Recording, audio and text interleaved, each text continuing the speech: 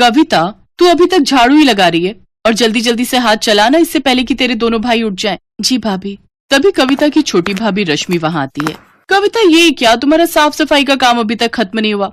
अच्छा ये सब छोड़ो, तेरे भैया उठ गए, उनके लिए जल्दी से चाय बना कर ले आ, और हाँ, इसके बाद हम सबके लिए नाश्ता भी बना दे।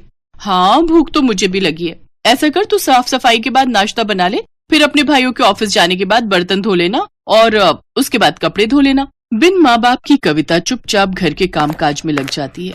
कुछ देर बाद वो सबके लिए आलू के पराठे और चाय लेकर आती है।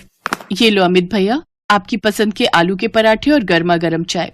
कविता, तेरी दो भाभियां हैं, फिर भी हमारे लिए तू खाना क्यों बनाती है?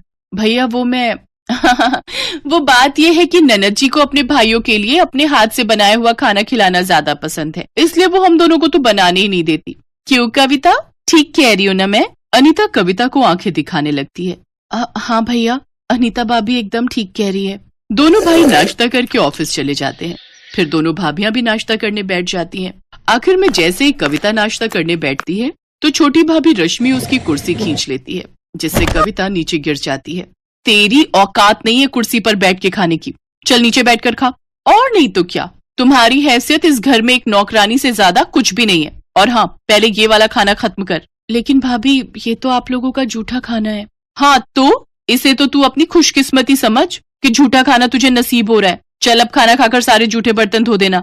अच्छा रश्मि, तूने कल रात बिग बॉस का एपिसोड देखा क्या? नहीं भाभी, मिस हो गया। वैसे अभी रिपीट आ रहा होगा, चलो ना चलकर देखते हैं। हाँ हाँ चलो चलो। दोनों भाभियां आराम से अपने कमरे में जाकर टीवी देखती हैं और बेचारी कविता अकेले घर का सारा काम करती है। ऐसे ही दिन बीतते हैं। एक रोज हम दोनों भाइयों को काम के सिलसिले में दूसरे शहर जाना है। हमारे मालिक एक नई फैक्ट्री झारखंड में लगवाना चाहते हैं। हम कुछ 2 महीनों के लिए वहीं रहेंगे। तब तक तुम सब अपना ख्याल रखना, ठीक है? भैया, आप दोनों मुझे छोड़कर जा रहे हो? जा कहाँ रहे हैं पगली, तेरे लिए ही तो मेहनत कर रहे हैं ताकि हमारा प्रमोशन हो जाए और हम तेरी शादी धूमधाम से कर सकें। ये सुनकर दोनों भाभियां मुंह बना लेती हैं। अपने पतियों के जाने के बाद तो अब वो दोनों कविता पर और भी जुल्म ढाती हैं। ऐसे ही एक रोज बाहर जोर की बारिश हो रही होती है। देखो भाभी, कितना सुहाना मौसम हो रहा है, क्या मजेदार बारिश हो रही है। हाँ रश्मि, और ऐसे मौसम में गर्मा गर्म चाय और पकौड़े हो तो मजा ही आ जाए। रुक, अभी उस महारानी को बोलती हूँ। कविता, अरे ओ कविता, कहाँ मर गई? जी भाभी, आपने बुलाया? वो मैं कपड़े उठाने गई थी। अच्छा ठीक है, चल अब जल्दी से हमारे लिए गर्मा गर्म चाय और पकौड़े बना कर ले आ। जी भाभी। कविता रसोई में जाकर पकौड़े बनाने लगती है। कुछ देर, हे राम, कहीं मैं पकौड़ों में नमक डालना तो नहीं भूल गई, एक चक्कर देखती हूँ।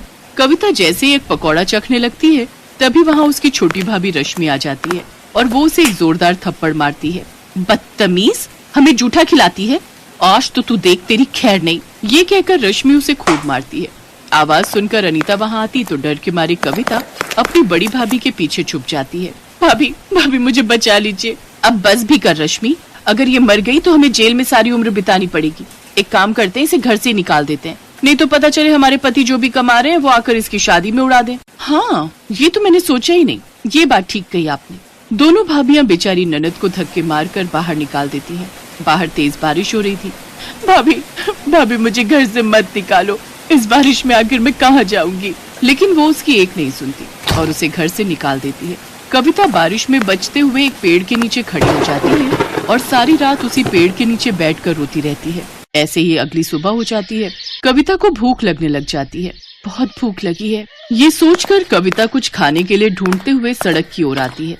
ठेलों पर जाकर कुछ न कुछ मांगती है, लेकिन कोई भी उसकी मदद नहीं करता। कुछ देर बाद वो एक बूढ़े बाबा के ठेले पर पहुंचती है जो कि पकौड़े बनाकर बेच रहा था।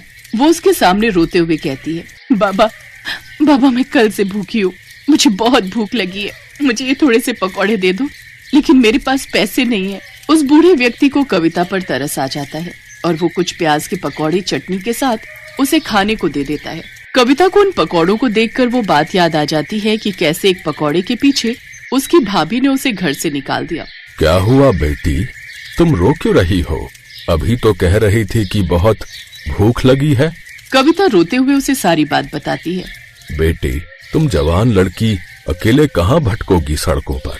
इससे तो बेहतर होगा तुम इस गरीब की झोपड़ी में चलकर रहो, मेरी बेटी बनकर।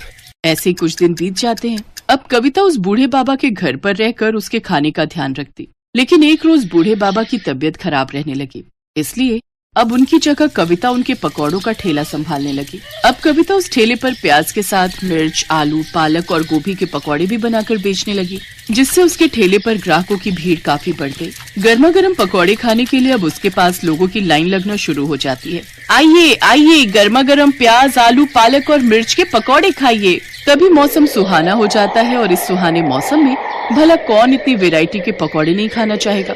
अरे ओ पकौड़े वाली, बनाना तो 20 रुपए के प्याज के पकौड़े। हाँ, और मेरे लिए मिर्च के पकौड़े हैं। इस तरह उसके पास ग्राहकों की भीड़ लगना शुरू हो जाती है और जो भी उसके पकौड़े एक बार खाता वो बार बार जरूर खाता। भगवान की दया से मेरे बनाए हुए पकौड़े सब ग्राहकों को बहुत पसंद आ रहे हैं। अगर मेरा ये काम ऐसे ही चलता रहा तो बहुत जल्द मैं एक नया पक्का घर बनवा लूंगी। ये सब सोचकर कविता बहुत खुश थी। अगले दिन वो फिर अपना ठेला वहाँ लगाती है, लेकिन एक रोज तेज तूफान के आने के कारण उसके ठेले की छत उड़ जाती है और बारिश के कारण उसके सारे पकौड़े उसमें खराब हो जाते हैं। सब खत्म हो गया। इस बारिश ने सब खराब कर दिया। इस बारिश ने एक तरफ जहाँ कविता को रोजी रोटी कमाने से भी वंचित कर दिया था, तो वहीं दूसरी ओर उसकी दोनों भाभियां आराम से अपने लिए पिज्जा और पॉपकॉर्न ऑर्डर करके मजे से इस बारिश का लुत्फ उठा रही थी।